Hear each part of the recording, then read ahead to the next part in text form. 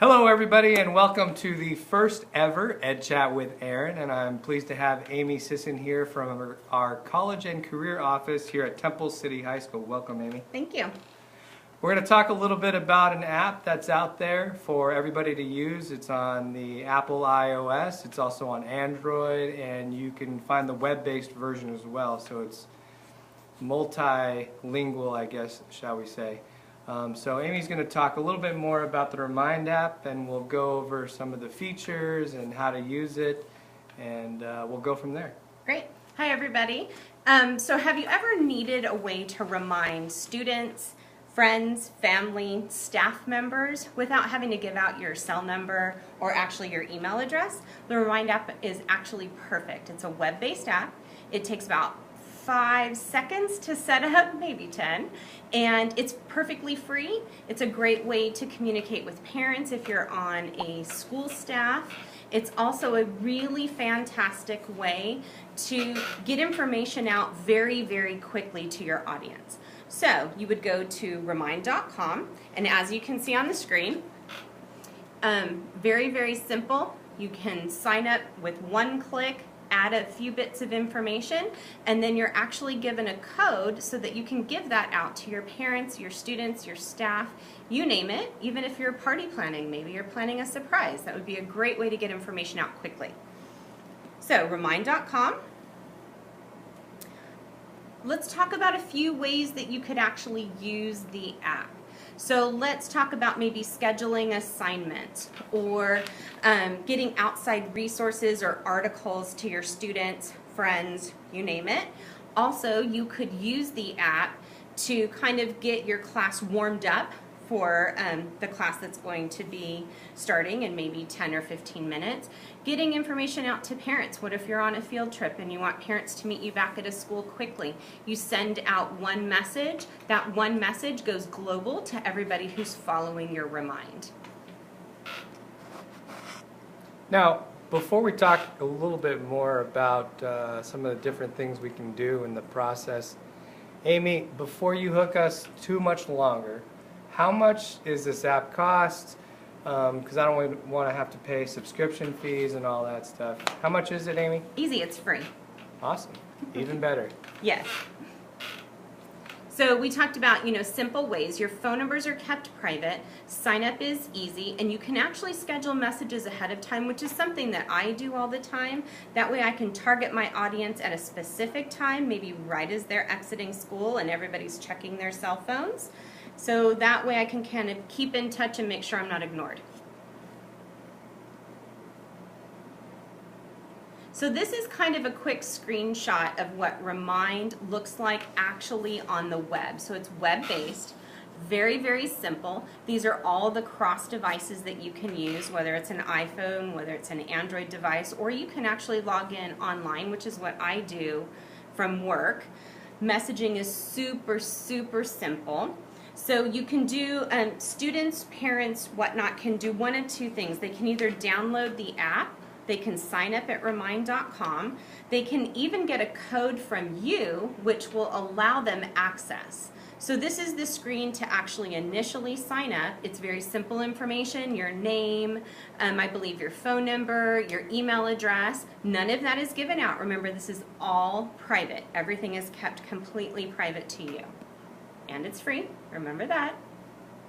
So when you sign up, it asks you, are you a teacher, are you a parent, are you a student? This will kind of identify you to the Remind group so that whoever's running the group will know who you are and what type of information you're looking for.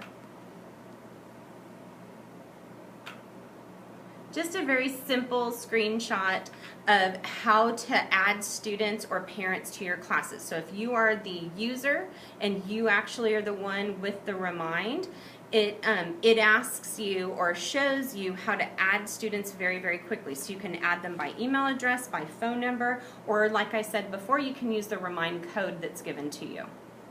You can just hand that code out to whoever your parents are, whoever in your second period class, and they can sign up in that way. Absolutely. All they have to do is text the number, and Remind does all the work for you. They even give you the beautiful flyers to hand out to your constituents. So right here is just the web-based site, and on the right, circled, will show you how remind.com actually gives you the code, and that's the code that you can give out to your students and parents. Once the classes, or once you're registered, then you can add a class, which is simple. It took me about 2 minutes to add my class. Now, when you're going to actually message people, you get to determine which class is going to receive your information. You may have multiple. If you're a teacher, you might be teaching multiple sections. If you're like myself in the counseling office, we may have college information, we may have community service information that we want to get out. So you only want to pick the users that actually need the information you're sending. It's very simple. You type a message. You can schedule the message, as you can see in the bottom left corner. You can even add photos, or you can add websites. Yeah, I can see how this would be pretty useful for coaches who maybe want to communicate with their teams. When maybe teams go to travel, or you have a field trip and are coming back, this is a great way to notify parents as well when to expect their students and when they'll be arriving back on campus. Absolutely. So here you can actually choose how you want to receive the messages. So you can receive them as a push notification, which just lights up on the face of your phone. You can get them via email, get them via text message, or all. Just depends. Every user is slightly different. So remember, remind.com, it's free, takes seconds to set up, and it is completely private. Thank you so much, Amy. Can you talk a little bit more about how you use it here at school and maybe how you've heard other people use it? Absolutely. So sometimes we get late-breaking information, whether a deadline has been extended on a scholarship or even a college application.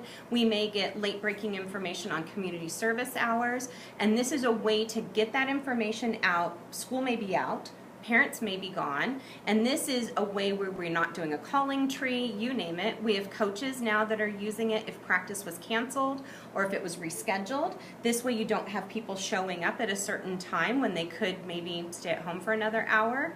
It's really beneficial, and it can be beneficial for a staff. Right. What if you have an emergency on campus and you need to communicate with your staff?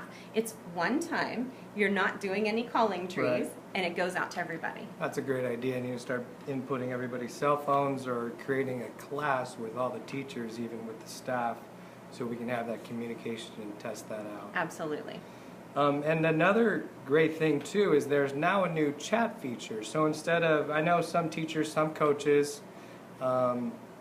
text directly with students, and what this will allow you to do is you can text with students, you can text with parents without having your personal cell phone number be out there. Because once it's out there, of course, it gets passed around.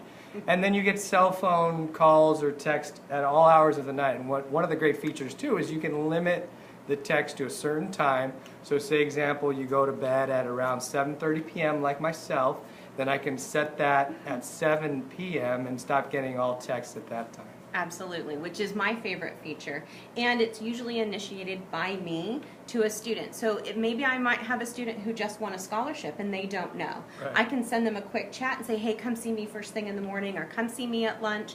They don't know my cell number, and I get the message to them quickly. Awesome.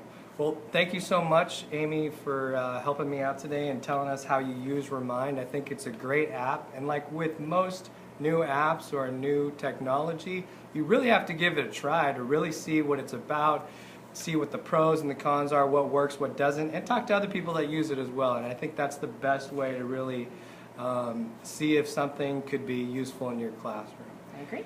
Thanks for watching, and we'll see you guys next time.